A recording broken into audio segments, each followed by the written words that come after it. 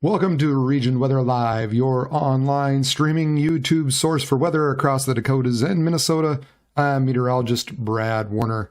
All right, you did it. You survived the big storm, everybody, especially those in North Dakota. All we have left is a little bit of drifting snow possible today, so let's get right into the forecast. As you can see, basically what we're left with here for the day on Friday are just some breezy conditions out there. We got maybe some gusts 15 to 25 miles per hour in the western parts of the Dakotas. Once you get to the east, you're stuck with a little more of that 25 to 30 range, maybe some 35 mile per hour wind gusts, and also into parts of Minnesota as well. Once you get a little bit further south into Minnesota, you might actually see a gust of 40 here and there, but at least they're not dealing with the snow. Now that pretty much continues throughout the day on Friday. It decreases some out in the west to where the wind gusts by the afternoon hour are more in that 15 to 20 range, but out in the east and out and through Minnesota, we're pretty much in that 25 to 30 mile per hour range as far as the wind gusts go throughout the day. So we're probably looking at some continued blowing snow. I wouldn't call it blowing, let's call it drifting snow, at least out in the western parts of the state and in through the central.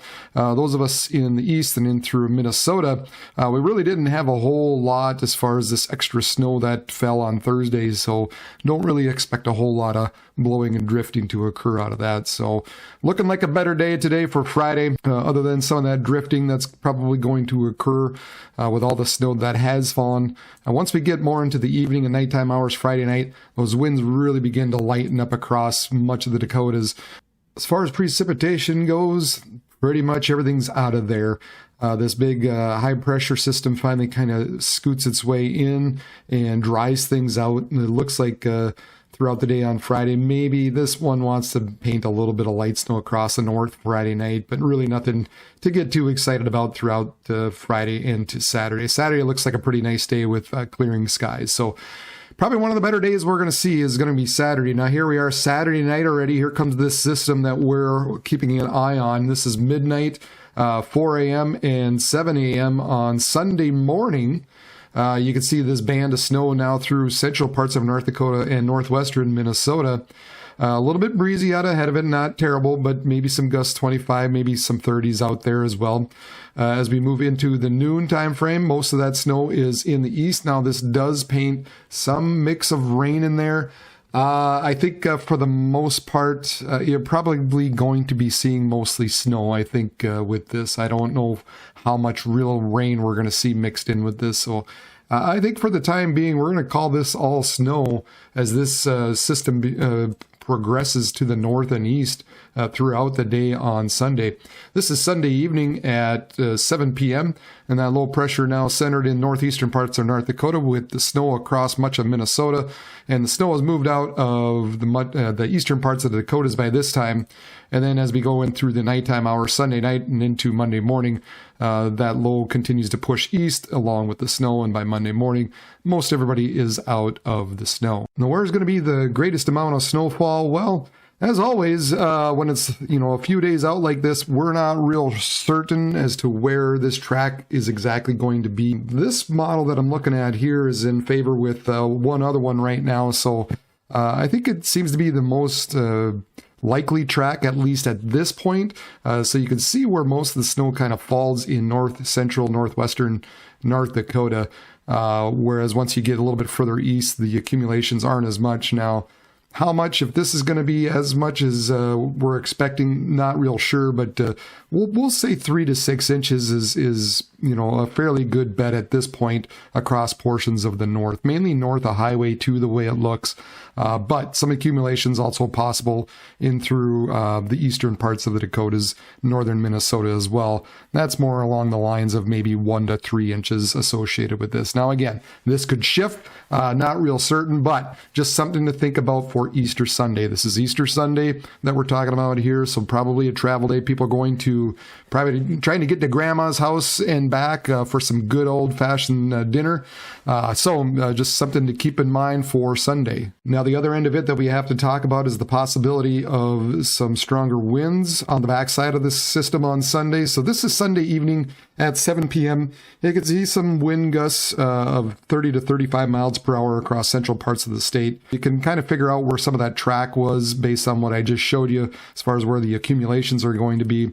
And you can see that, there's the possibility. Now here we are at 9 p.m. Sunday night. With some of that freshly fallen snow, we could see some reduced visibilities along with this if the winds do increase here where it's showing up to 40 miles per hour by midnight Sunday night. So could be some bad travel Sunday, especially late Sunday into Sunday night.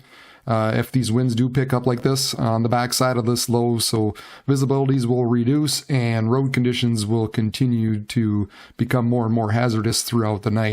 And looking at things beyond Sunday into the extended forecast, there's our little storm system that moves through on Sunday. High pressure moves in for Monday. And then out in the Rockies is that next system that I was talking about yesterday as far as the possibility of something coming in for Tuesday into Wednesday. This is Tuesday around noon. And then as we get into the evening hours, you can see this low begins to develop. There's actually two of them in here and plenty of warm air being drawn up out ahead of this. So again, models really not agreeing a whole lot as to the timing or exactly where some of this precipitation is going to be, or even if it's going to be rain or snow. This particular model that I've been kind of watching seems to be a little bit better fit for now, so it looks like it's going to be, a good portion of it's going to be rain with maybe a snow mix further to the north Wednesday morning. And then as we get into Wednesday night and into Thursday, you can see not a whole lot of snow with maybe some wind on the backside of that going into Thursday morning. So that's all I have for you tonight. Really, thankfully, we're over this big system. Just make sure you make some the right travel plans on Sunday. Just be aware of the weather and the possibility of some snow and maybe a little bit of blowing and drifting associated with it as well. So when you do go off to Grandma and Grandpa's house, just make sure you're aware of what the weather is going to be in your location.